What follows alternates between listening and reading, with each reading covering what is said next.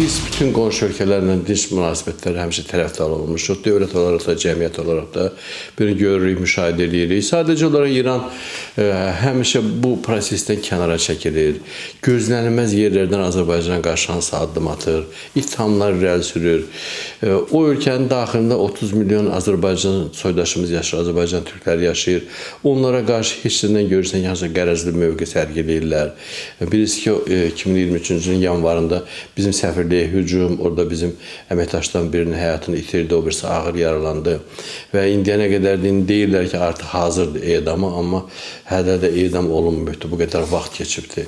Başqa məsələlərlə bağlı operativ hərəkət. Amma bütün bunlar ortadadır. İndi Pezeşkiyanın gəlişi ilə müəyyən istiləşmə hiss olunur. Onlar da öz maraqlarını başa düşürlər ki, Azərbaycanla yaxın münasibətdə olmaq lazımdır.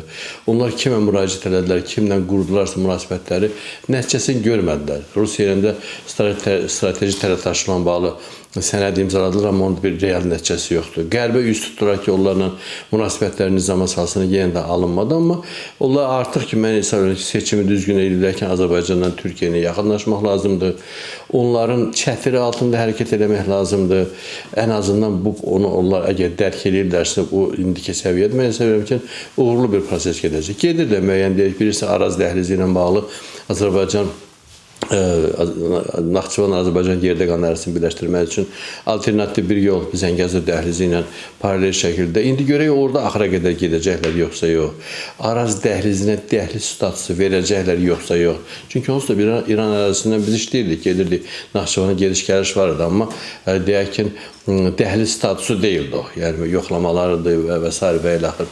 İndi dəhliz statusuna əgər imkan versələr, o ciddi bir addım olacaq. Hələlik onun üzərinə gəlmirlər, ümumi şəkildə deyilir. Digər istiqamətlərdə də Azərbaycan hazırdır onlarla əməkdaşlıq eləməyə.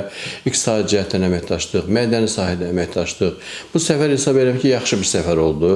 Heyəti də çoxudur, bir 120 nəfəri heyət gəlmişdi. Müxtəlif sahələrdə yəni görüşmələr oldu, görüşlər oldu, razılaşmalar oldu əməkdaşlıqla bağlı. Özlərinin də Azərbaycan prezidentinə çox səmimi bir görüntü yarandı. Azərbaycan prezidenti Türkiyə prezidenti ilə, Türkiyə rəhbərliyi ilə bu cür səmimi münasibətləri var. Yəni həmişə bunu görmüşük. Təxminən ona yaxın bir münasibət formalaşdı. Yəni bu üç ölkənin arasında münasibətlər nizamlanmalıdır və bir-birinə dəstək olaraq həm xaricidə, həm də öz daxillərində uyğun siyasətlər, bir-birini incitməmək şərtinin siyasətlərini yeritməlidir. Ona doğru gedir hər halda. Ona ümid edirik ki, elə olacaqdır.